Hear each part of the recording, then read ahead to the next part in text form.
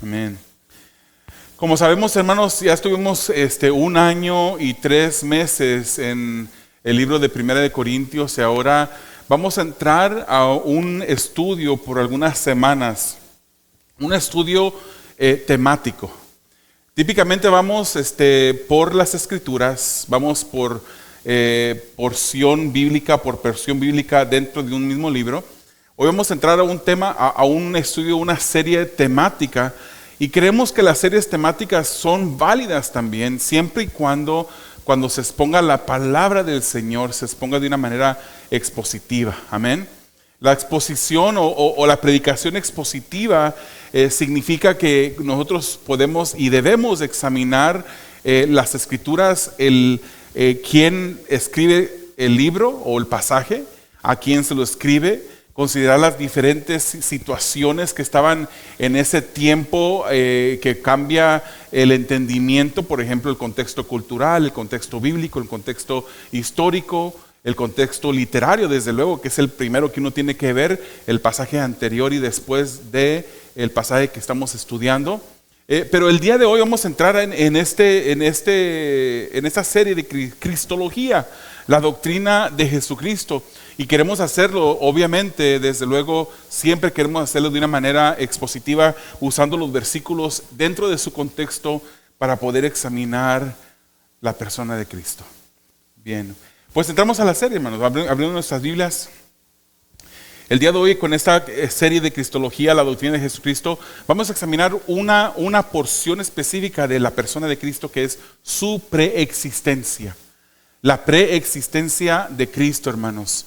Y vamos a ver este tema específico, este enfoque de su preexistencia, porque es muy importante, hermanos. Nos preguntamos, ¿por qué estudiar la persona de Cristo? Hermanos, Cristo es nuestro Dios. Cristo no solamente fue un profeta, no solamente fue un maestro, no solamente fue un hombre que hizo milagros, Él es Dios encarnado. Y me gusta de la manera como el pastor R.C. Sproul, que ya está en la presencia de Dios, el pastor R.C. Sproul describía la persona de Cristo como verdaderamente hombre y verdaderamente Dios. Él es verdaderamente hombre y verdaderamente Dios. Él existió, hermanos, desde la eternidad pasada.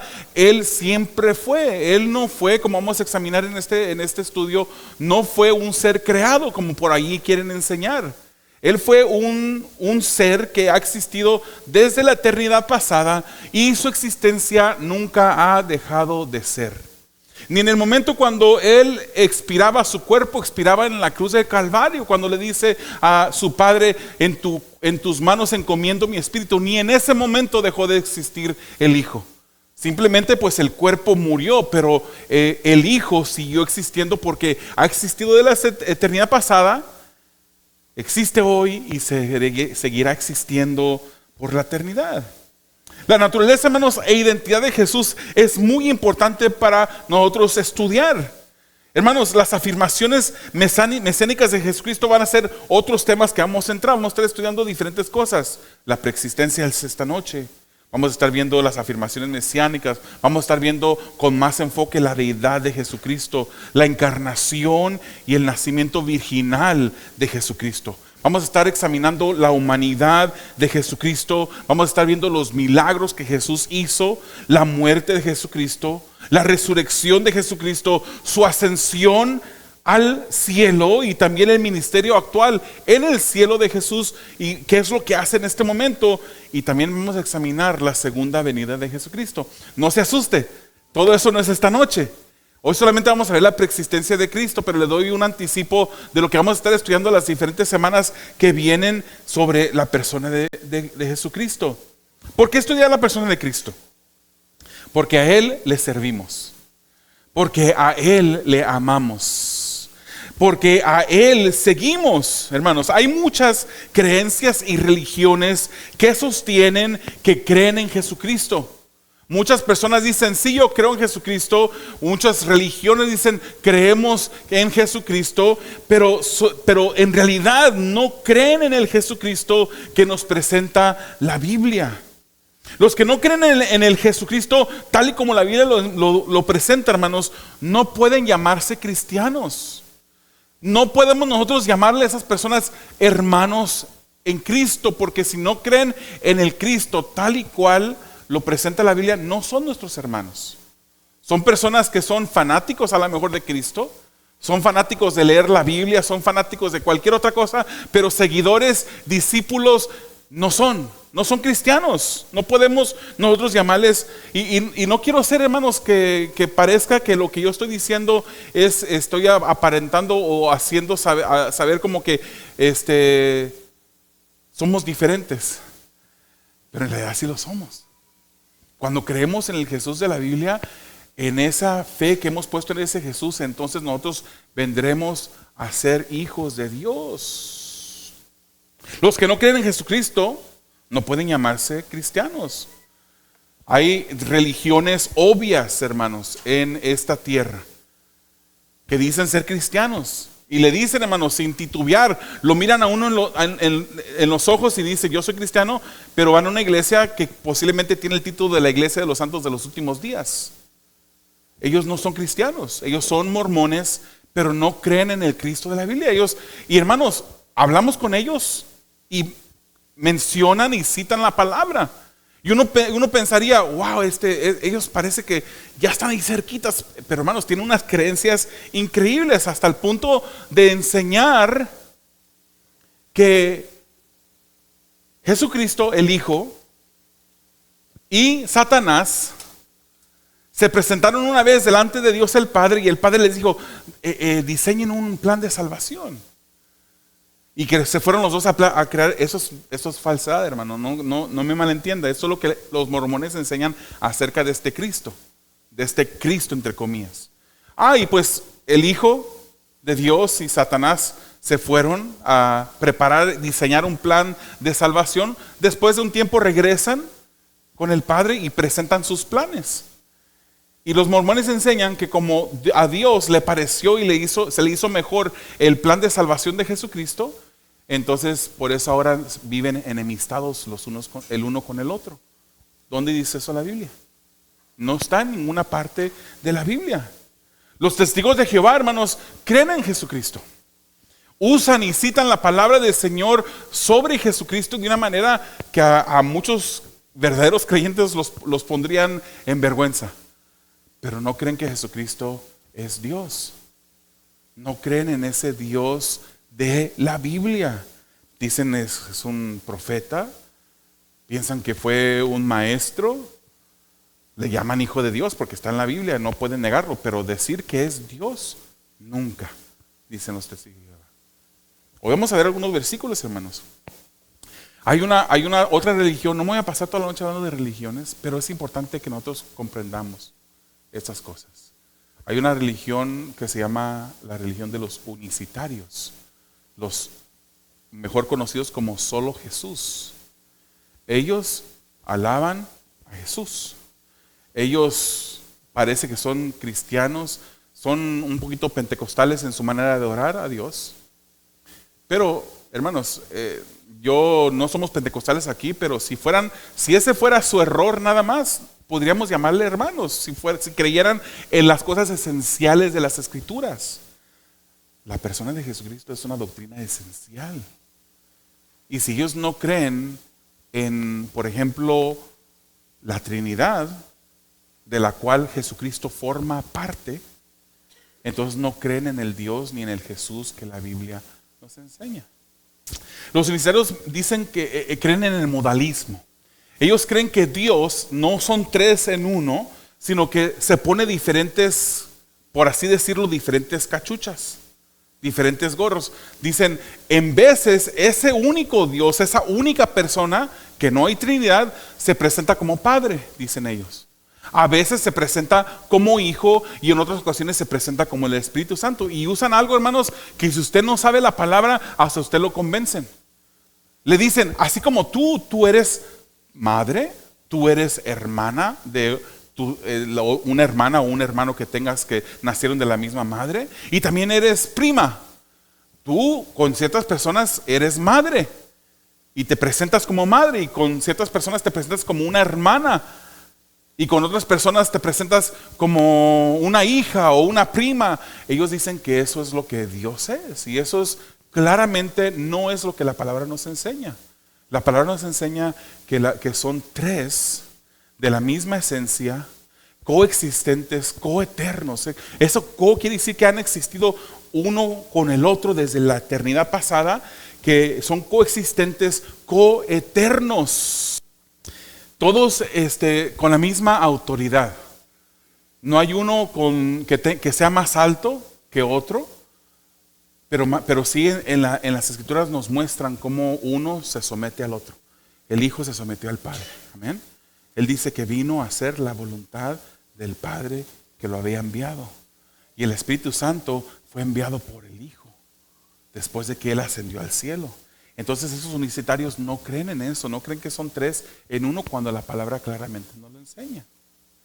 Los musulmanes, ellos creen en Jesús, sus escrituras o su libro sagrado, entre comillas, el Corán, menciona y apunta hacia Jesús, pero no creen en el Jesús de la Biblia.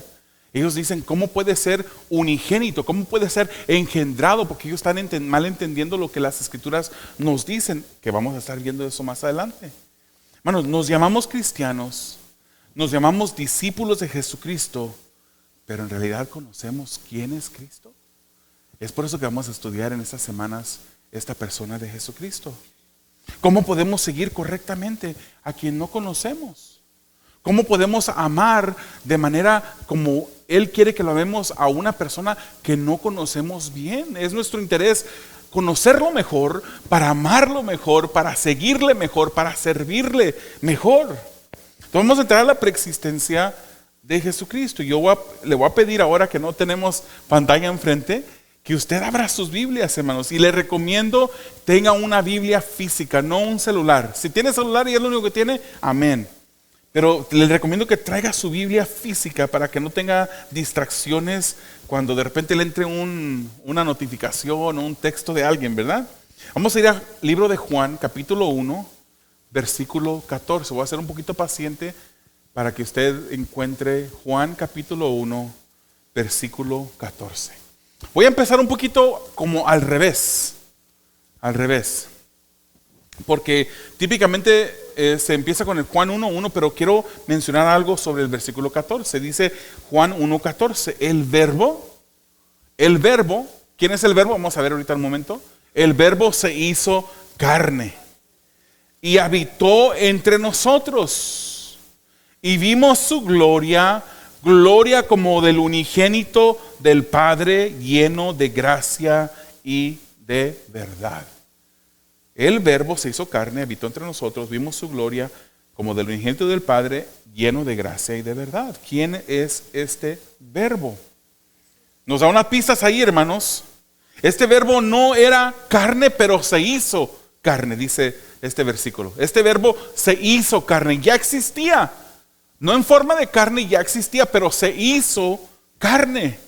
Asumió la humanidad. Por eso decíamos, Jesucristo fue verdaderamente Dios y verdaderamente hombre. Otra pista que nos da este versículo es que el verbo habitó en la tierra entre nosotros. Así lo dice Juan.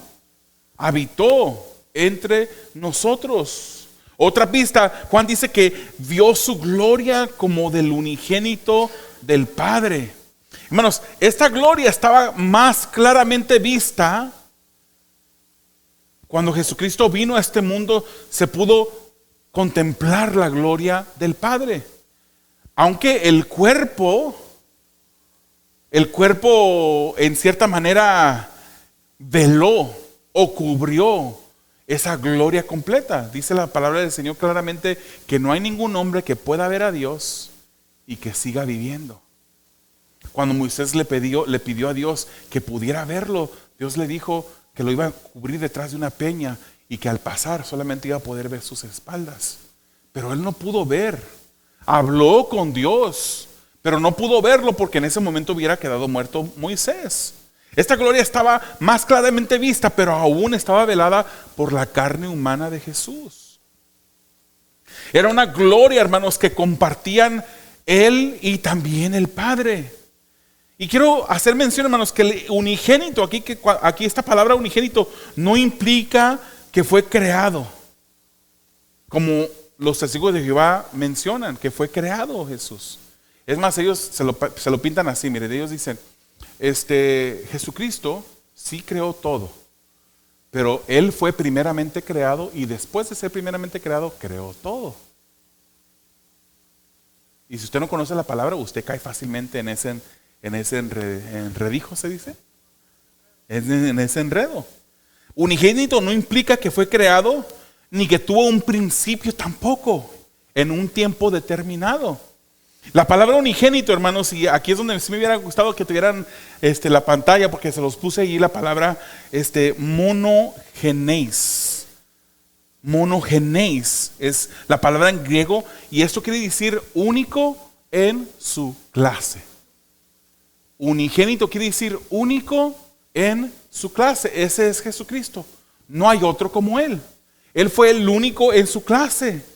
Otra pista que nos da este versículo 14 de 1 de Juan que hemos leído es que este verbo estaba lleno de gracia y de verdad, hermanos.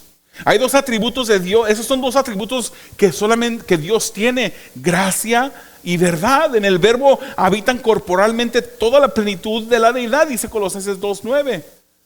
¿Por qué, hermanos? Porque la esencia de Jesús o del Hijo es la misma esencia del Padre. En el cuerpo fue velada la gloria. Este verbo, hermanos, tiene unas características especiales. Ahora vamos a retroceder en el capítulo 1 de Juan. Vamos al primer versículo. Vaya conmigo ahí. Juan 1:1. Y como usted sabe, a mí me gusta usar la Nueva Biblia de las Américas, no la Reina Valera, aunque Reina Valera está bien, pero varía un poquitito nada más. Dice Juan 1:1. En el principio ya existía el verbo del cual estaba hablando en el versículo 14. Y el verbo estaba con Dios. Y el verbo era Dios. Quiero repetirlo, hermanos, porque esto tenemos que examinarlo. En el principio ya existía el verbo. Ya existía. ¿Fue creado en el principio? No, eso quiere decir que desde la eternidad, en el caso de ustedes de este lado, ¿verdad? En la eternidad pasada ya existía Jesús. Él no fue creado. El Hijo no se conocía como Jesús sino hasta que vino a esta tierra, pero el Hijo existió desde la eternidad pasada. En el principio ya existía el verbo y el verbo estaba con Dios. Estaban los dos. Aquí no está mencionado el Espíritu Santo, pero la Escritura claramente nos enseña que ahí estaban los tres estaban ahí desde el principio.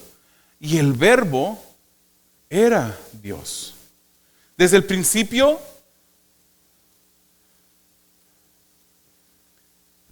esto denota el tiempo, pero desde el principio del tiempo el verbo ya existía.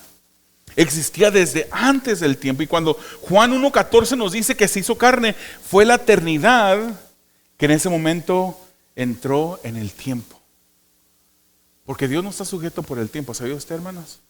Y si Jesús es Dios, más bien, corrijo como una vez corrigió R.C. Sproul, ya que Jesús es Dios, entonces Él no está sujeto al tiempo.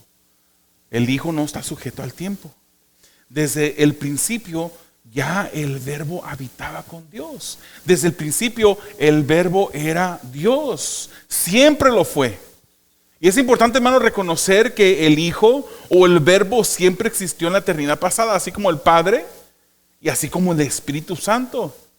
También es importante reconocer que como las sectas reconocer cómo las sectas tratan de quitar del Hijo el atributo que hace de Jesús, quien Él mismo dijo ser. Él dijo ser que era Dios. Pero las sectas tratan de quitarlo.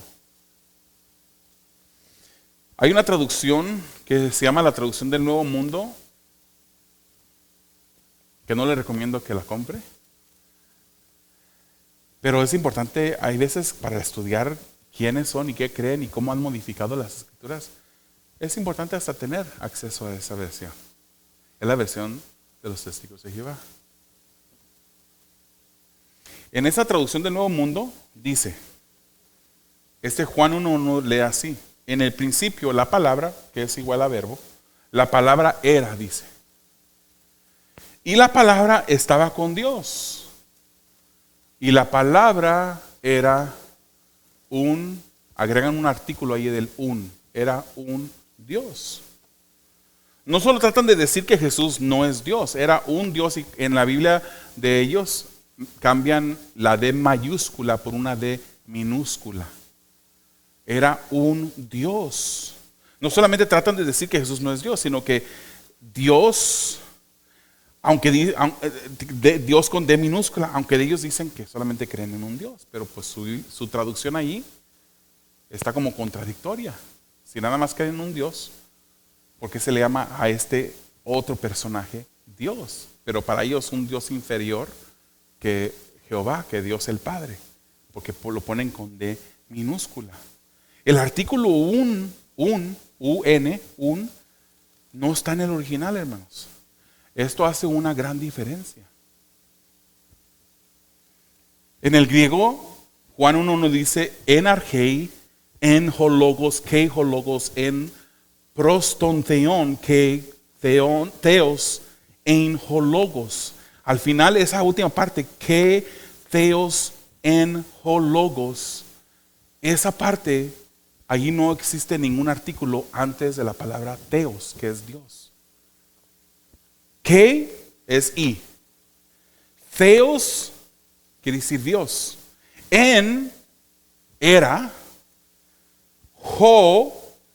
La logos, palabra. El artículo se encuentra no delante de Dios, sino se encuentra delante de la palabra. La palabra, palabra.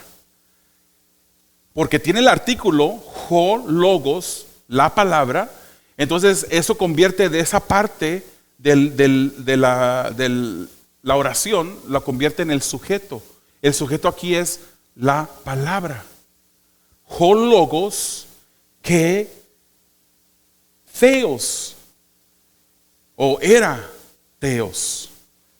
Entonces ellos han agregado, hermanos, este artículo antes de la palabra Dios, porque ellos quieren quitarle a Dios, a Jesucristo, el Hijo, la deidad. Y es la única manera como ellos están tratando de hacerlo, agregando algo que en la Biblia no está. En una ocasión, yo hablaba con un testigo de Jehová. Yo he cambiado mi estrategia con los testigos de Jehová, hermanos.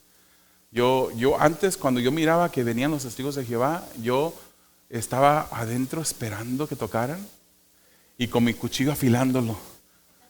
Hágase cuenta de un chef que está afilando el cuchillo y dice, ahorita que toquen, les voy a abrir y les voy a soltar la palabra.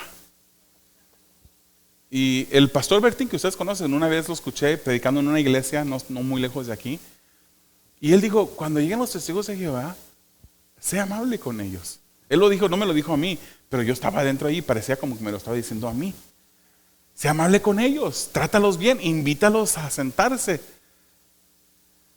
Trátalos bien. Pero tu responsabilidad primordial cuando hables con ellos es presentarle el Evangelio. Preséntale el Evangelio primero. Después de haberles presentado el Evangelio, puedes entonces quizás en una segunda visita hacerle preguntas que hagan que ellos se pongan a reflexionar sobre las Escrituras. En una ocasión yo hablando con una mujer en la ciudad de Tequila, Jalisco, estábamos de vacaciones, llegaron los testigos de Jehová en la casa donde estábamos quedándonos y era una testigo de Jehová y conversando ya con el nuevo modo, ¿no? El nuevo modo de más calmado, platicar con ellos. Le empecé a decir, mira, ya después de haberle presentado el Evangelio, siguió platicando y yo le empecé y la llevé a Juan capítulo 20, creo que es el versículo 28, donde le dije, mire, Jesucristo resucitó. Y después de haber resucitado se presentó a sus discípulos en un domingo y Tomás no estaba ahí. Pero una semana después Jesucristo volvió a aparecer al grupo de los discípulos y esta vez Tomás sí estaba ahí. La primera vez no estuvo Y cuando le dijeron a los discípulos que había venido Jesús, él dijo, hasta no ver, hasta no tocar, yo no voy a creer. Pero una semana después se vuelve a presentar, le digo yo a esta señora. Y a esta señora le digo, mire, y fíjese lo que dice las escrituras que dijo Tomás cuando vio a Jesús. Recuerde, le dije, en un tiempo cuando el llamarle a un hombre, a un humano, decirle Dios, era una ofensa grande que hasta pudiera ser apedreada la persona. Recuerde, esto era en un tiempo cuando los discípulos hasta estaban escondidos por la persecución, que viendo que su maestro murió, ellos estaban atemorizados. Pero cuando Jesús se presenta, las escrituras dice que Tomás le dijo, mi Señor y mi Dios. Mo curios que mo feos. Y le dije, ¿no se le hace interesante cómo Tomás le llama a Jesús Dios? Y la respuesta que esta mujer me dio dijo, es que eso es muy fácil de explicar. Es como que yo trajera algo en mi mano ahorita y se me derrama o se me cae. Yo digo, oh Dios mío, se me cayó. Eso fue la respuesta que me dio. Es como dio a entender que se sorprendió al ver a Jesús. Y no le dijo Dios a él, dice ella, sino que dijo, oh Dios, aquí está Jesús. No, Tomás le dijo a Jesús, mi Señor, Mocurios y mi Dios. ¿Por qué? Porque Jesús, el Hijo de Dios, el Hijo del Hombre, el Mesías que fue encarnado, fue Dios en todo momento. Verdaderamente hombre, verdaderamente Dios, hermanos.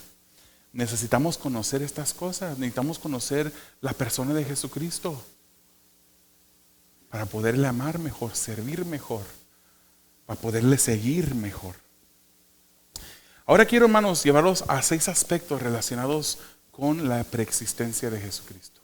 Y le voy a invitar que vayan a Colosenses capítulo 1, versículos 15 al 19. Vamos a leer esos 5 versículos. Colosenses capítulo 1, versículos 15 al 19. Estamos un poquito atrasados en el tiempo, a lo mejor no terminamos la preexistencia en esta noche, pero gracias al Señor que no nos están apurando. Colosenses 1, versículos 15 al 19.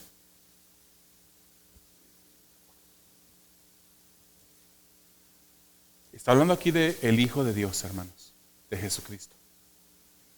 Dice, Él es la imagen del Dios invisible, el primogénito de toda creación. Si hubiera un testigo de Jehová aquí sentado entre nosotros, dijera, ahí está, espérense.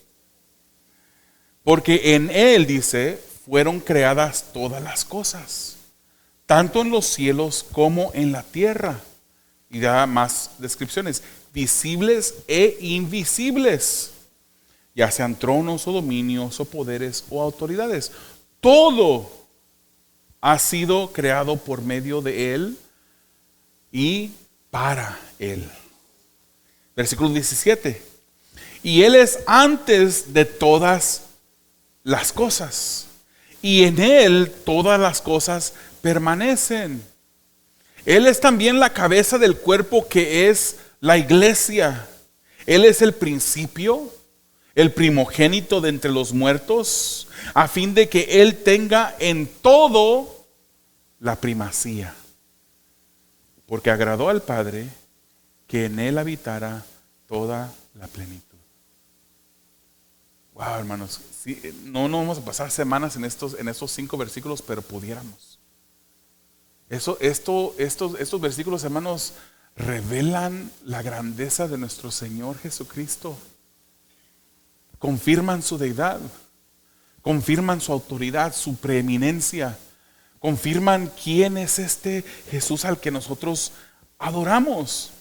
Examinemos, hermanos, la posición de Jesucristo. ¿Cuál es la posición de Jesucristo? Su posición, hermanos, de acuerdo al versículo 15 que leímos, su posición es una posición que está sobre toda la creación. Jesucristo está sobre toda la creación. Él es la imagen del Dios invisible, el primogénito de toda criatura. ¿Por qué es que el apóstol Pablo usa esta palabra primogénito? Esa es la palabra prototokos. Prototokos, que se traduce en nuestro lenguaje como primogénito. Hermanos, esto puede referirse a primogénito con orden o con respecto al orden cronológico. Sí, puede referirse a eso. Pero si en las Escrituras no hubiera otros pasajes bíblicos que pudieran darnos luz para poder entenderlo, cómo es que Pablo usa primogénito en este pasaje, dijéramos, ok, es el primero de muchos que vendrían. El primogénito, usted sabe que lo que es un primogénito, ¿verdad? El primogénito, si usted tiene 3 hijos, el mayor de esos 3 hijos, el que vino primero en el orden cronológico, es el primogénito. Y yo diría también, si tiene un hijo, ese es el primogénito. El primogénito es el primero en el orden cronológico. Pero eso no es de la manera como lo está usando el apóstol Pablo aquí.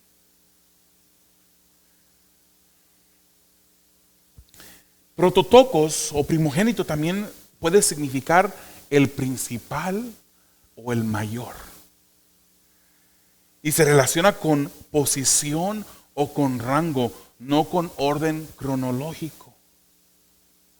Es ese que tiene el derecho a la herencia. Y fíjese que en las Escrituras tenemos un par de ejemplos en la que el que nació primero, el primogénito, en orden cronológico, no recibió la herencia. ¿Se recuerda de uno? Jacob y Esaú. Las Escrituras nos enseñan que su madre estaba embarazada y se dieron cuenta después que venían 2, no solamente era uno. Y Jacob nació segundo después de Esaú. En el orden cronológico, Esaú era el primogénito. Y Jacob, al nacer, venía agarrándole el talón, el pie a su hermano Esaú. ¿Se lo imagina usted? Esa manita chiquita agarrándole el pie a su hermanito, como que quería decirle, no, yo quiero nacer primero, ¿verdad? Pero fue el segundo en nacer. Pero la primogenitura,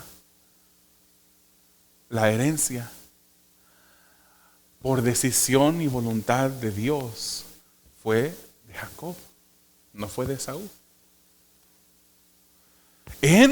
Hermanos, por eso decimos que Dios es un Dios soberano.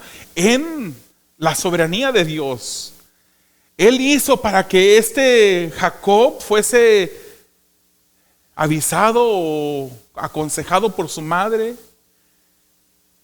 Estaba ya Isaac por morir y él tenía que bendecir a su primogénito, que era Esaú. Y le dijo a Esaú, ve. Esaú era un cazador, ve y caza un animal y haces uno de esos guisados que me gustan. Como esos guisados de allá de donde es la tierra del odio jarocho. Y dijo, vienes y me lo das. Cuando yo coma, te voy a bendecir. A Esaú. Esaú se fue, pero todo lo había escuchado la mamá. La mamá fue con Jacob, le dijo, ¿sabes qué? Mira, haz esto, así, así. Se puso la ropa de Esaú para tener el olor de Esaú. Jacob se puso la ropa de Esaú. Se puso para tener su piel velluda, de tal modo que cuando se acercara a Isaac, el cual no miraba muy bien, pudiese oler el olor en la vestidura de Esaú, aunque era Jacob. Y cuando lo tocara con esas pieles de animal, este es Esaú, porque Esaú era muy velludo y Jacob era lampiño. ¿Sí dice así, verdad? Lampiño. Cuando Esaú regresa del campo de haber cazado y le trae la comida a su padre Isaac, ya era muy tarde. Porque Jacob se había acercado, le había regalado comida a su papá, pero no de un animal cazado, sino de los animales que tenían ahí en casa. Y Isaac bendijo a Jacob. Esaú llegó y ya la bendición había caído sobre Jacob. La herencia, el derecho de la herencia había caído sobre Jacob cuando Esaú regresó. En este caso, el primogénito, ¿quién era? En orden cronológico, Esaú. Pero el que tuvo el derecho por el designio de Dios, el derecho a la herencia, fue Jacob. Entonces, Colosenses 1:15 usa la palabra primogénito o prototokos no en el término o en el punto de vista de orden cronológico, como es decir, el primero de muchos, sino usa primogénito en su otro significado como principal. Jesús es el primogénito porque es el principal, es el mayor, su posición o rango es supremo sobre todo. Él es el que tiene el derecho a la herencia. Fíjese, Salmos 89:27 usa el ejemplo del primogénito. Dice Salmos 89:27, si no quiere yo se lo voy a leer, apúntelo y después lo lee usted. Dice, yo también lo haré mi primogénito. Y explica qué es lo que quiere decir ese primogénito. El más excelso de los reyes de la tierra. Eso no es que fue el primer rey, sino que va a ser el más grande, el supremo, rey de toda la tierra. Entonces, hermanos, esta palabra primogénito por ese rumbo va. Primogénito aquí no significa el primero entre muchos. Y no puede ser así, hermanos. No puede haber un argumento de que Pablo esté usando la palabra primogénito como diciendo el primero entre muchos. No. Porque tenemos las escrituras. ¿Se recuerda que una de las reglas para interpretar las escrituras es usar qué? La concordancia. Usar ¿cómo se llaman? Los comentarios bíblicos. Ir con el pastor a preguntarle. No. La manera como interpretamos la Biblia, usamos la Biblia para interpretar la Biblia. Porque la Biblia no se contradice. Y si Juan capítulo 1:14, que ya lo vimos, ya lo leímos, dice que vimos su gloria como del unigénito, ahí está usando otra vez esa palabra monogenes, que quiere decir único en su clase. Entonces, si es el único en su clase, ¿cómo es que puede ser el primero entre muchos? No, pues no se puede. Los términos serían contradictorios. Es monogenes, es el único en su clase, no el primero entre muchos. Por eso, en este caso, podemos entender que Pablo, cuando usa la palabra primogénito, inspirado por el Espíritu Santo, no está hablando de orden cronológico, sino que está hablando de supremacía. ¿Estamos entendiendo, hermanos, o los he confundido un poquito? ¿Amén? Entonces, primogénito aquí es el supremo sobre toda la creación, hermanos. Fíjese otro aspecto de Jesús de estos mismos pasajes de Colosenses. Él es la revelación del Dios invisible. Él es la revelación del Dios invisible. Hermanos, en este punto, cuando Jesucristo vino al mundo y tomó forma de siervo, forma de hombre, lo invisible se hizo visible. El Creador entró en su creación. El Creador, que estaba fuera de la creación, entra en la creación. Y nace a través de la Virgen María, es en ese cuerpo de un niño que nace. Lo invisible se hace visible y el hombre, hermanos, por Jesucristo recibe la revelación de Dios. Hay por lo menos 3 maneras que yo me pongo a pensar ahorita que Dios se ha revelado al hombre. Si leemos Romanos capítulo 1, ¿cómo es que Dios se ha revelado? ¿Quién conoce Romanos capítulo 1? ¿Cómo se ha revelado Dios? Por medio de la naturaleza, por medio de la creación. Es una de las maneras como Dios se ha revelado. Esa ha sido una revelación general que ha dado a toda la gente. Ninguna persona que ha caminado sobre la faz de la tierra podrá decir, Dios no existe. Tiene solamente que ver la naturaleza, la creación, y ver que eso no sucedió nada más porque sucedió, sino que hay un creador, hay un diseñador detrás de todo eso. Entonces se revela por medio de la creación. Jesucristo también se reveló por las páginas del Antiguo Testamento. Dios se revela por las páginas del Antiguo Testamento. El Hijo también fue revelado, fue profetizado. Incluso vemos cristofanías, que vamos a ver más adelante, de cómo Jesucristo se presentó antes de su encarnación. Así, si usted quiere apuntar 2 de Pedro 1:21, ahí confirma de eso del Antiguo Testamento. 2 de Pedro 1:21, lo puede estudiar usted en su casa. Pero otra manera como Dios se reveló al hombre es por medio de Jesucristo. 2 de Pedro 1:21. Por medio de Jesucristo, por medio de ese ser que caminó en la tierra, es como Dios se ha revelado también al hombre.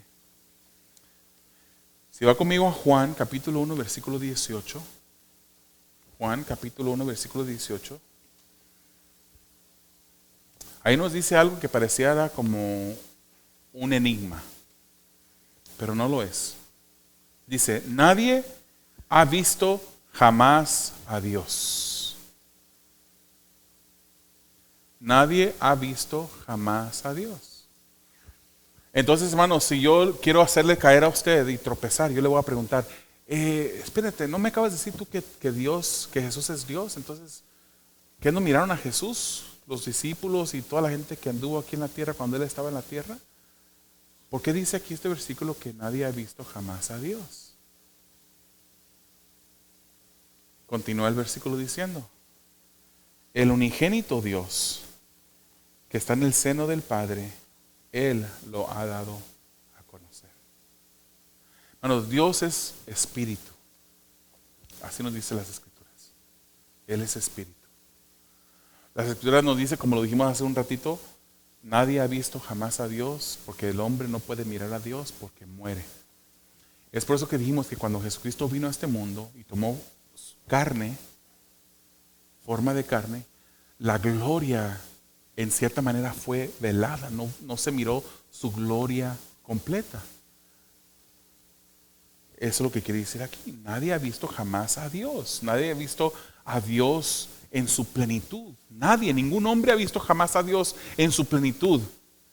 Pero el unigénito de Dios, que está en el seno del Padre, Él lo ha dado a conocer. Por eso decimos que Jesucristo fue una de las maneras como Dios, el eterno Dios, se reveló al hombre.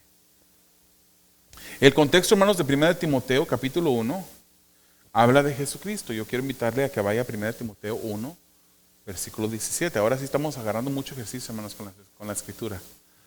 1 Timoteo, capítulo 1, versículo 17. Dice, por tanto, al Rey eterno, inmortal, invisible, único Dios. Aquí está hablando, hermanos, no está hablando del Padre, aquí está hablando del Hijo. Está hablando de Jesucristo. Lo vuelvo a comenzar a leer. Por tanto, al Rey eterno, le dice Rey eterno, inmortal, invisible, único Dios. A Él sea honor y gloria por los siglos de los siglos. Amén. Lea el contexto de este versículo 17. Se está refiriendo a Jesucristo, al Hijo de Dios. Él es la revelación del Dios invisible. Miremos ahora cómo Jesucristo es la representación completa de Dios, del Dios invisible. Hermanos, la palabra imagen, como lo usa aquí Colosenses en el pasaje principal que estamos estudiando, la palabra imagen viene de la palabra en griego de donde agarramos en el español la palabra ícono. Ícono. ¿Usted ha escuchado esa palabra? Ícono. La palabra ícono quiere decir imagen o semejanza. Por ejemplo, esa palabra de ícono en el griego se usó cuando Jesucristo mandó a pedir una moneda. Cuando vinieron los religiosos a decirle, debemos de pagar el tributo al César. Y él pide una moneda. Y él dice, ¿cuál es la ícono? ¿Cuál es la imagen que está en la moneda? Entonces, esta palabra en el original es donde sacamos la palabra ícono, que es imagen o semejanza. Hermanos, mientras que nosotros fuimos creados a la imagen de Dios, así lo dice, ¿verdad? Somos creados a la imagen de Dios. De hecho, hermanos, porque somos creados a la imagen de Dios, somos de más valor que un animalito. Por mucho que usted quiera su animalito que está en su casa, y que ese animalito usted puede decir, este sí me es fiel, él nunca me ha hecho nada, él nunca me chupa los dientes, porque a mi hijo yo le mando, este sí es obediente, le digo que venga y viene, y le digo que se quede ahí, que se meta a su cama y se va.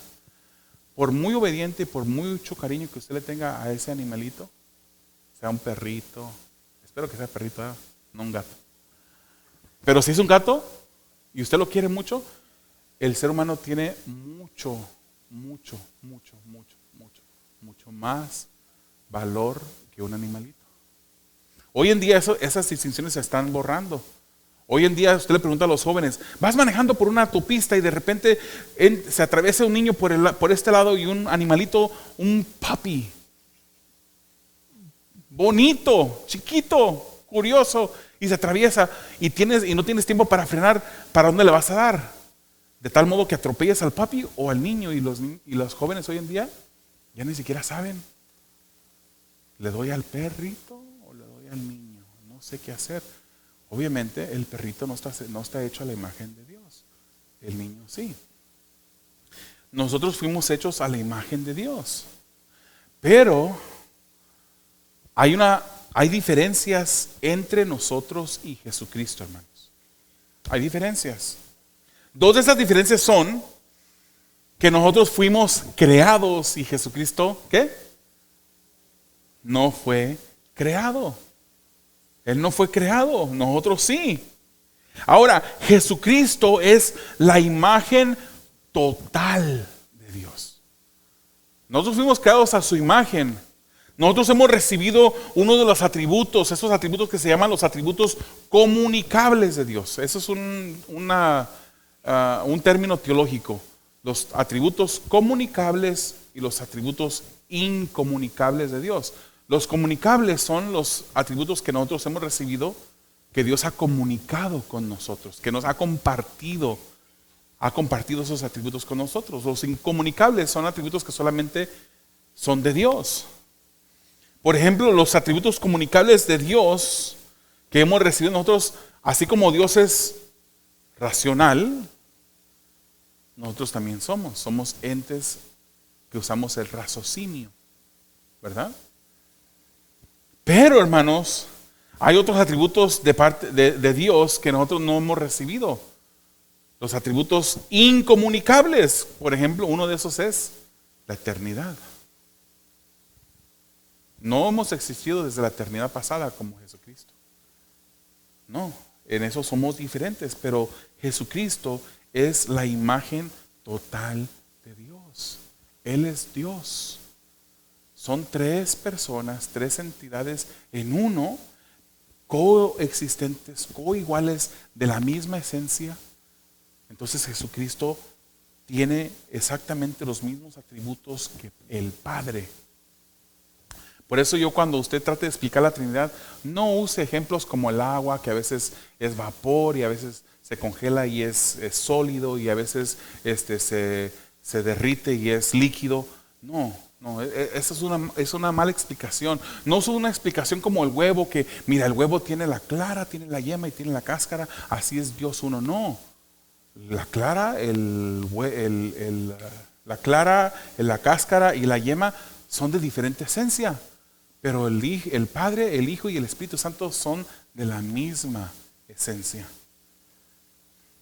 Una ocasión, hermanos, uno de sus discípulos le dijo a Jesús: Señor, muéstranos al Padre. Aquí va la prueba. ¿Se recuerda quién fue? ¿Felipe o Felipe?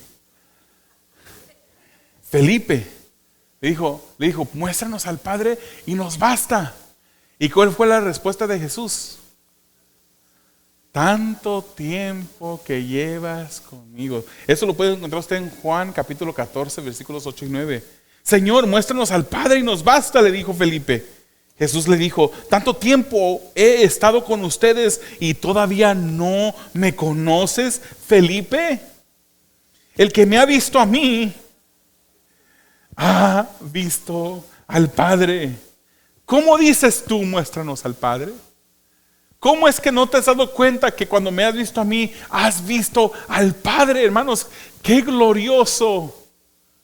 ¡Qué maravilloso privilegio recibieron los discípulos que pudieron ver, aunque en una forma velada, por el cuerpo humano de Jesucristo, pero vieron la deidad, pudieron tocar la deidad. En el primer tiempo, hermanos, en los primeros siglos había una religión que se llamaba una doctrina de los agnósticos. Y los agnósticos decían que toda materia era mala y que solamente lo espiritual era bueno. Entonces, como la materia era mala, ellos enseñaban que era imposible que Jesús hubiese tomado forma de hombre, un cuerpo, porque la materia, el cuerpo es malo, y decían, imposible. Es por eso que si usted lee la primera carta de Juan, usted va a ver cómo Juan se esfuerza por describir y dice, al que hemos oído. Y si se hubiera quedado ahí oído, pues pudieran decir, pues un espíritu habla. Al que hemos contemplado con nuestros ojos. Y podrían decir, pues sí, un espíritu puede alcanzarse a divisar. Al que hemos palpado con nuestras manos, al que hemos tocado con nuestras manos. Entonces Juan dice, ese Dios eterno fue hombre y es Dios. 2 Corintios 4:4 nos dice que Cristo es la imagen de Dios, hermanos. La imagen de Dios. 2 Corintios 4:4. Usted lo puede apuntar ahí para otro ejemplo en su estudio.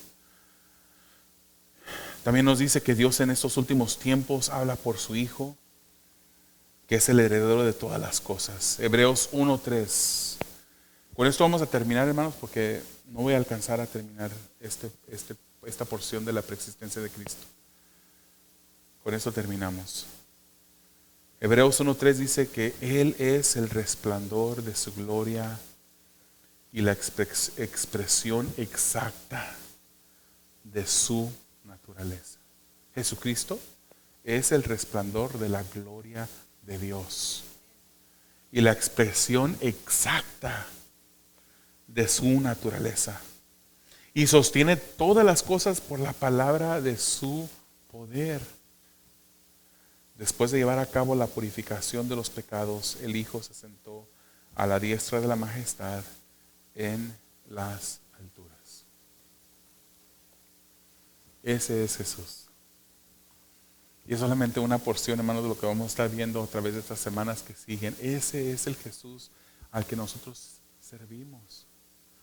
Esforcémonos, hermanos. Usted ha apuntado, me imagino que ha apuntado versículos de esta noche.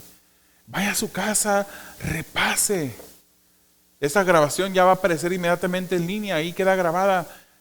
Repase, hermanos, no porque para que me escuche a mí, yo soy nadie, pero para que repase esos atributos, estas maravillosas cosas que la Biblia nos presenta acerca de Jesús, para que lo conozcamos mejor, para que le sirvamos mejor, para que lo amemos mejor, para que le obedezcamos mejor, hermanos. Él no fue cualquier hombre. Él no fue simplemente un buen maestro, un profeta, un hombre bueno que vio y que hizo cosas buenas. No, Él es Dios. Él es Dios. Amado Dios, te damos gracias porque eres bueno y maravilloso. Te damos gracias, Señor, por tu escritura y lo que tu escritura nos dice acerca de ti, Señor. Gracias te damos, Señor, por esta revelación maravillosa que tenemos. Te pedimos, Padre, que tú nos ayudes, que tú aumentes el deseo de nuestros corazones de estudiar quién eras tú, Señor, de conocerte mejor. Padre, necesitamos conocerte más cada día. Ayúdanos, Señor. Te lo pedimos, Padre. Pedimos esto, Señor, para el bien de tu iglesia y para la gloria de tu Hijo, en el nombre de Jesús. Amén.